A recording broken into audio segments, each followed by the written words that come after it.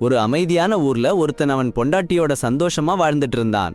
அந்த காதல் ஐயையோ சொல்ல முடியாத அளவுக்கு. ஒரு நாள் அந்த பொண்டாட்டி ரொம்பவும் கஷ்டமாட்டா. சாவர நேரத்தில் அவன் கைய பற்றிக்கிட்டு, நான் உன்னை ரொம்பவும் காதலிக்கிறேன், ஒரு வாக்கு கொடு, என்னை விட்டுட்டு வேற பொம்பளை கூட காதலிக்காதே, காதலிச்சா நான் உன்னை வந்து பிணியத்தான் வரேன்னு கொஞ்சம் பயமுறுத்தி சொன்னான். கணவன் மனம் வெடிச்சு போய், கண்டிப்பா மாமா, வேற பொம்பளை கிட்ட போக மாட்டேன்னு வாக்கு கொடுத்தான். கொஞ்ச நாளிலேயே அவள் இறந்து போயிட்டா. பல மாசம் அவன் பொண்டாட்டி வாக்கு முழுசா காப்பாத்திட்டு வாழ்ந்தான். யார்கிட்டையும் போகாம சும்மா இருந்தான். ஆனா நாள்கள் போக போக சும்மா சலிப்பா இருந்துச்சு. ஒரு நாள் ஒரு அருமையான பெண்ணை சந்திச்சான். அவளை பார்த்தா உடனே காதல் வந்துருச்சு. அப்புறம் சில நாளுல ரிங் மாத்திக்கிட்டாங்க. நீண்ட நாட்களுக்கு பிறகு அவனுக்கு மறுபடியும் சந்தோஷம். ஆனா அந்த இரவே அவன் தூங்கிட்டு இருந்தப்போ அவன் மனைவி ஆவி வந்து நின்னுச்சு. அவங்க முகம் வெளுத்து போயிருந்துச்சு. கண்கள் கோபத்தோடா சோகத்தோடா இருந்துச்சு. உன் வாக்குறுதியை நீ மீறிட்டே, உன்னை ஏமாற்றினா நான் திரும்பி வருவேன்னு சொன்னேன்லன்னு கேட்டாங்க. அவன் பயந்து போயிட்டான். அந்த இரவுல இருந்து ஒவ்வொரு இரவும் அவன் மனைவி ஆவி வர ஆரம்பிச்சிருச்சு. அவன் காதலி கூட என்ன பேசினான், என்ன சாப்பிட்டான், காதோட என்னென்ன சொன்னாங்கன்னு எல்லாத்தையும் சொல்லிட்டு போயிடுச்சு. அவளுக்கு எல்லாமே தெரியும். அவனால எப்படி ஆவிக்கு எல்லாம் தெரியுதுன்னு புரியல. ஒவ்வொரு நிமிஷத்தையும் அந்த ஆவி சரியா தெரிஞ்சுக்கிச்சு. அடப்பாவி, பயந்து போயிட்டாரு அந்த பையன்.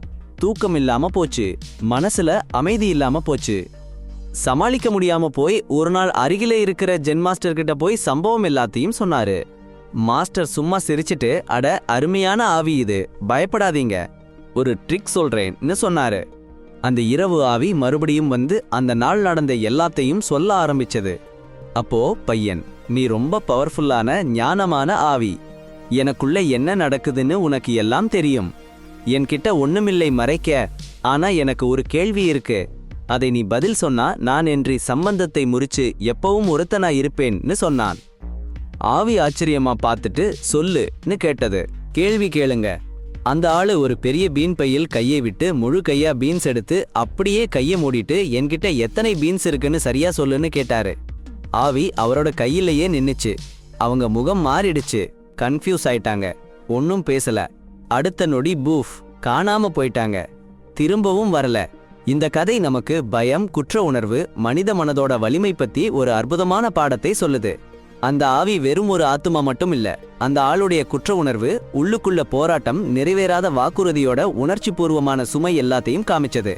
நம்ம வாழ்க்கையிலையும் நம்ம பயங்களை பெரும்பாலும் பயங்கரமான பேய்ங்கன்னு சொல்றாங்க. ஆனா அந்த பேய்ங்க எல்லாம் வெளியிலிருந்து வர்றதில்ல. நம்மளோட எண்ணங்கள், வருத்தங்கள், மனக்கசப்புங்க தான் அந்த பேய்ங்க. நீங்க அதை பத்தி நிறைய யோசிச்சுட்டு கஷ்டப்பட்டுட்டே இருந்தா அந்த பேய் அதிகமா வளர்ந்துடும். ஜென் மாஸ்டர் என்ன சொன்னாருன்னா, அந்த பேயை அடிச்சு துரத்திடாதீங்கன்னு. சின்னதா ஒரு ரகசியம் சொல்றேன், கேளுங்க.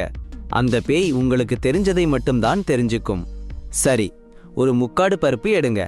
எத்தனை பருப்புன்னு உங்களுக்கே சரியா தெரியாது இல்லையா? அந்த பேய்க்கும் தெரியாது. ஏன்னா அந்த பேய் உங்க மனசுல இருக்கிற எண்ணங்களோட பிரதிபலிப்பு மட்டும்தான். அது உண்மையான பேய் இல்ல.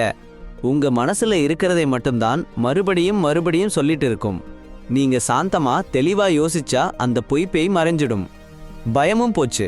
இந்த கதை நம்மளுக்கு என்ன சொல்றதுன்னா,